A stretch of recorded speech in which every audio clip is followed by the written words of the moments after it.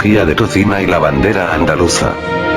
Desde muy joven, vengo escuchando, en nuestra localidad, el mito de la bandera andaluza y su relación con nuestro pueblo. Es una bella historia, digna de ser contada y difundida.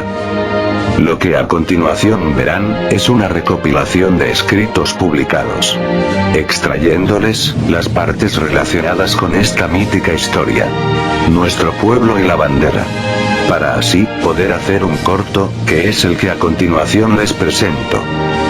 Detrás de este corto, hay un trabajo de más de 2 meses, leyendo todas las publicaciones que han llegado a mis manos, más recopilando imágenes que me pudiesen servir para este trabajo. Después de esta creación, el mito o leyenda seguirá existiendo. Pero ¿y si hay algo de verdad? Y tiene que haberlo.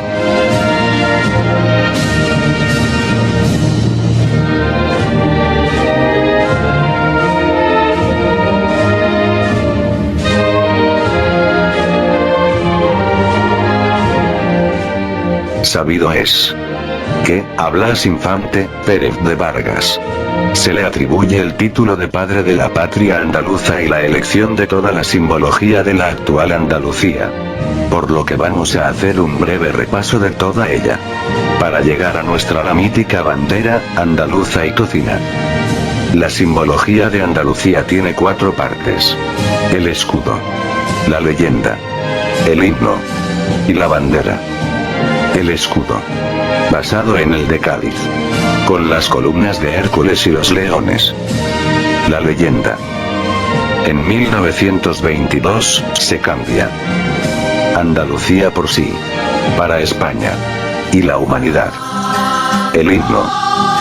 En 1933, propuso que la melodía del cántico Santo Dios, escuchado cuando fue notario en Cantillana, es un canto religioso que cantaban los campesinos en la siega y en las labores del campo. La bandera, basándose en la histórica y mitológica bandera omeya, retomó los colores ya existentes de los omeyas, según indican todos los escritos y estudios realizados. Su admiración por la cultura andalusí era patente. En 1924 visitó en Marruecos la tumba de Al-Mutamid, último rey de Sevilla, en la localidad de Ahmad. De la lectura de escritos y relatos árabes, tomó la idea del blanco y verde de nuestra bandera.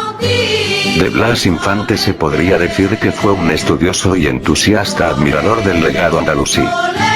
Pero tirando de escritos publicados, me asalta una duda: ¿es nuestro pueblo de Tocina el origen de dicha bandera? De ser así, nos tendríamos que sentir orgullosos por la aportación a nuestra actual bandera, y hacer de dicho acontecimiento nuestro emblema de identidad. Tocina, cuna de la bandera andaluza. Os traigo una publicación del año 1984 del diario ABC, siendo su autor Manuel Barrios Gutiérrez. El autor envió notificación de este hallazgo a los ediles de nuestro ayuntamiento. El recorte de periódico lo conservo desde su publicación, con 36 años de antigüedad. Retomado el hecho, por Juan José Antequera Luengo, de la Real Academia de la Historia, en su estudio Heráldica Oficial de la Provincia de Sevilla, del año 2008. La bandera andaluza en las crónicas árabes. A quienes comparten mis inquietudes, de seguir mis rastreos sobre nuestros orígenes, por las páginas de la literatura y de la historia. Los animo, a que entre todos, podremos poner a nuestro pueblo en el mapa de la historia. La huella de la bandera andaluza y la conexión con nuestro pueblo. Es una bella historia, digna de ser difundida. Y aún, siendo una leyenda o mito, es muy hermosa para ser contada y transmitida de generación en generación.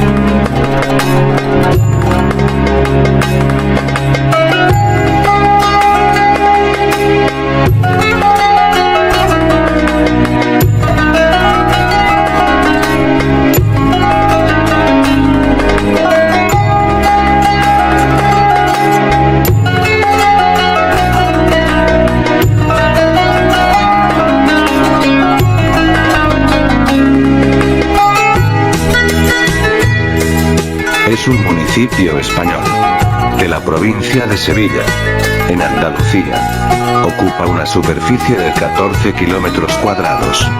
Su enclave, en el corazón de la Vega Media del Guadalquivir, sitúa a la localidad de Tocina en un lugar privilegiado para la agricultura. Como ya digo en la introducción, esta historia mítica la he sacado de escritos bien documentados, tanto de nuestro ayuntamiento, como de escritores e historiadores que hacen referencia a documentos históricos, siendo algunos de ellos locales. La presencia del hombre en estas tierras se remonta a épocas muy antiguas, habiendo pequeños pasajes en escritos de época visigoda, cartagineses y fenicios, de lugares por identificar pero que hacen referencias al río Guadalquivir. Y estando nuestro pueblo a las orillas de este gran río, no sería de extrañar que algunos de estos lugares fuese Tocina. Ya los íberos se establecen en el actual emplazamiento, al que denominan Tuxi. Con los turdetanos alcanza cierta importancia, pasando a llamarse Tucilla. En época romana, debió ser un cortijo o villa, propiedad de Tuscus o Tuccius, que daría nombre a Tusciana o Tucciana, siendo con los romanos cuando se produce su mayor florecimiento. El río siempre ha sido la gran ruta vertebradora y comunicación de todas las civilizaciones, por lo que estando, además, en una de las zonas agrícolas más ricas del mundo, es difícilmente sostenible que en esta zona del Valle Medio no haya habido asentamientos. No hay restos. Pero eso no quiere decir que no haya historia. La respuesta está en la historia. Aparece en escena Trajano, que ponía sobre la mesa los nombres de Tuxi y Oduxia como posibles localizaciones de la época, existiendo un puerto fluvial aún sin localizar. Teoría Bonsor. Según este afamado arqueólogo, este buscado y no localizado puerto se podría hallar en las inmediaciones de la desembocadura del río Huezna. Durante la dominación árabe, vuelve a cambiar de denominación por Taxana. Un 6 de mayo del año 756. Abderramán I, el primer omeya, y quien se convirtiera en el primer emir independiente de Al-Ándalus, pasó revista a sus tropas en el distrito de Tocina, Tusana o Tuschana, y juró el estandarte presente en toda la dinastía omeya. Está considerado por algunos historiadores el origen mitológico de la bandera andaluza. El relato lo encontramos en varios escritos andalusíes, por lo que la historia tuvo que tener cierta relevancia en la época. Es en el Akhbar Majmua, entre otras, una crónica bereber anónima manuscrita del siglo XI, y que se conserva en la Biblioteca de París, donde se sitúa la historia en el distrito de Tusana, actual Tocina. La historia es muy bella como para no ser contada y difundida. Se sabe que Tusana fue, además de una arquería, también un iklim, que vendría a ser lo que ahora se conoce como una comarca o distrito. Al ser también un distrito, se deduce que la arquería de Tusana tendría que tener cierta identidad y relevancia, ya que los árabes organizaban el territorio alrededor de los poblamientos más importantes de la zona. De ahí que la Cora de Sevilla, especie de provincia, se organizara alrededor de la antigua Isbililla, actual Sevilla, tante rigor, que el iklim, palabra árabe, distrito de Tusana, se encontraba en nuestra zona de Tocina, porque así se ubica en las referencias árabes. Igualmente, está bastante aceptado que la alquería de Tusana se encontraba en el núcleo primitivo de Tocina, por toponimia, ya que los estudios señalan que Tocina proviene de Tusana, también por estar situado en el sitio en el que se le espera, según las referencias en manuscritos andalusíes, siendo de los pocos poblados a esta orilla izquierda del Guadalquivir. De igual manera, está documentado de los abadíes, dinastía de la que surgirían los reyes del reino de Sevilla. Eran originarios del distrito de Tusana. Se puede leer los manuscritos árabes que el bisabuelo del más afamado rey de Sevilla, Al-Mutamid, fue Zabazala. En la arquería de Tusanna, los zabazalas eran los encargados de dirigir la oración pública en las mezquitas. Este dato implicaría la existencia de una mezquita en la antigua alquería de Tusanna. Por otra parte, la historia de nuestro pueblo estaría estrechamente vinculada con las dos etapas de mayor esplendor de los alandales, Omeya y abadíes. Abderramán marchaba a la conquista de Córdoba. Salió de Sevilla en un momento en el que el río Guadalquivir estaba crecido. Por ello se puede asegurar que la marcha la hizo por nuestra orilla izquierda del río. En caso contrario, tendría que haber salido de la alquería de Triana. Por aquel entonces no existían puentes que cruzaran el río en la zona. Fue mucho después cuando se construyó el primer puente, con barcazas en el río para unir Sevilla y Triana. Concretamente en 1171. El enemigo de Abderramán, el califa Yusuf, salió de su campamento de Almodóvar del Río, a combatir y así defender su califato de Córdoba, que se ubica en el margen derecho del río. Por lo que la historia sitúa a Abderramán en la orilla de Tucina, margen izquierdo, y a Yusuf en la orilla de Alcolea, Villanueva del Río, y Cantillana. Así se describe en los manuscritos árabes de la época. Yusuf y Abderramán emprendieron la marcha por orillas distintas, coincidiendo ambos en el actual término de Tucina, estando el río entre ellos. Esto era a principios del año 1382. Ambos deseaban llegar a la lucha, pero el río estaba muy crecido y se hallaba por medio, llevando mucha agua que después aumentó de tal manera que ninguno de los dos ejércitos podían vadearle. El color blanco, en el estandarte omeyas, fue el originario color, añadiéndose posteriormente el verde de los olivos. Abderramán carecía de un pendón o enseña. Los combatientes acordaron, junto a unos olivares de Tucina, envolver un turbante en una pica, coincidiendo con los colores actuales de la bandera andaluza. El manuscrito original habla de que el suceso tuvo lugar en la arquería de Colomera. En la actualidad se desconoce cuál puede ser el emplazamiento exacto de dicha alquería. Se parte de que dentro del distrito de Tusanna, la actual Tucina, tendría que haber varias alquerías, ya que estas no eran más que una agrupación de viviendas. La historia también tiene su parte profética, y es descrita en el Akhbar Majmua, donde se vaticinaba el suceso de la bandera, narrado por Al-Makari. La historia fue manuscrita siglos después del suceso, con apariencias de leyenda andalusí. Como leyenda o mito, no está sujeta a ningún rigor histórico. Pero sí, debemos tener en consideración los muchos escritos de la época, que hacen referencia a los hechos, narrándose en manuscritos árabes, existiendo pocas diferencias entre ellos en la localización exacta de los lugares narrados. Además del Akhbar Majmua, la historia es narrada por Ibn al-Qutiyya, así como por Ibn Ayyan, Ibn Dadi, y Al-Makari, todos ellos cronistas andalusíes, pudiendo haber referencias de lo narrado por Dicubilá, y por Al-Muntabis. Por otra parte, la historia ha sido tratada en las obras de Miguel Lafuente Alcántara, Historia de Granada, Antonio Arjona Castro, El Reino de Córdoba, Eduardo Saavedra, Miguel Moraita, Historia General de España, Federico de Castro, Historia de los musulmanes españoles, Claudio Sánchez Albornoz, Lecturas históricas españolas. Incluso existe una versión novelada de Manuel Nieto Cumplido, del Éufrates al Guadalquivir. Además de estas publicaciones, existe un gran número de escritos, libros y estudios e incluso novelas, que hablan de hechos en tiempos árabes. Cuando Infante escribía "volver a ser lo que fuimos", se refería entre otras épocas a la de Al-Ándalus, como cuna de civilizaciones, siendo un ejemplo de tolerancia religiosa casi sin precedentes en la historia.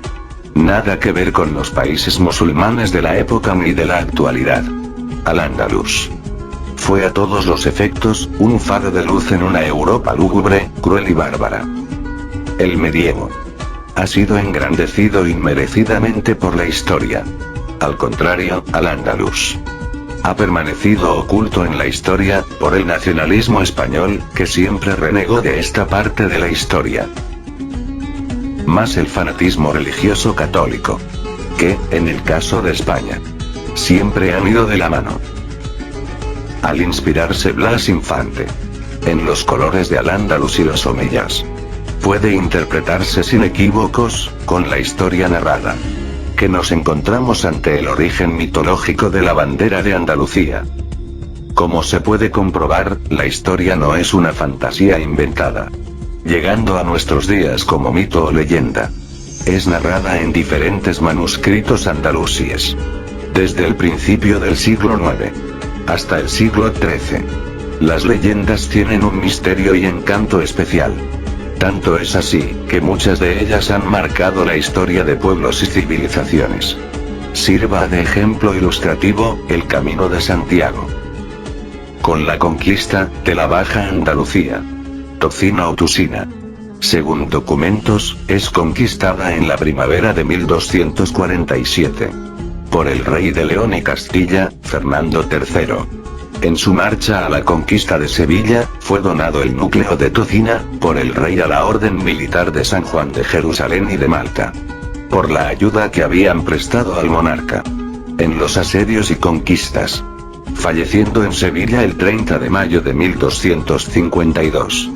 Este trabajo ha salido de mis lecturas cotidianas, leyendo, como ya digo al principio, escritos, publicaciones y todo lo que fue cayendo en mis manos.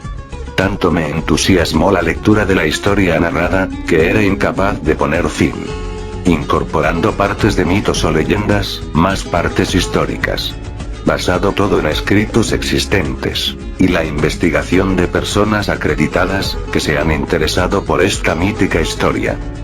Personalmente, entiendo que los mitos y leyenda, es algo a poner en valor. Pero ya quisieran el resto de pueblos tener sus leyendas en manuscritos del siglo IX, en las más importantes bibliotecas del mundo, como la tiene nuestro pueblo de Tocina. Aquí lo dejo, ya que si sigo investigando este vídeo que acabáis de ver, no tendría fin. Solo espero haberos entretenido. Ni tan siquiera aspiro a que os haya gustado. Pero si habéis llegado hasta aquí, que es el final, creo al menos haber conseguido crearos interés por la historia narrada. Al cierre de este trabajo, me ha llegado la grata noticia de que nuestro pueblo de Tocina ha sido incorporado por derechos históricos y legítimos a la ruta de Al-Mutamid. Poco a poco, pero con pasos firmes, estamos entrando en la historia que hasta ahora no habíamos tenido ni nos habían reconocido. Aprovecho la ocasión para mandaros un cordial saludo a todos. Aurelio Gavilán.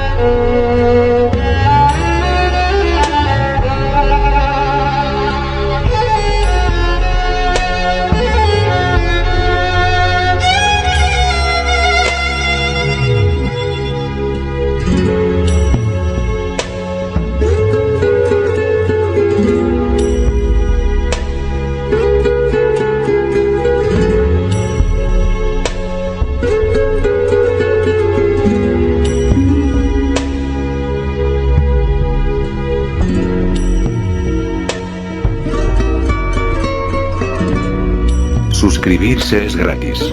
Y no implica ningún compromiso. Si lo haces, te llegarán las notificaciones de todas las incorporaciones que vaya haciendo en mi canal. Más, mi agradecimiento por tu apoyo. Es la única recompensa que obtengo por mi trabajo.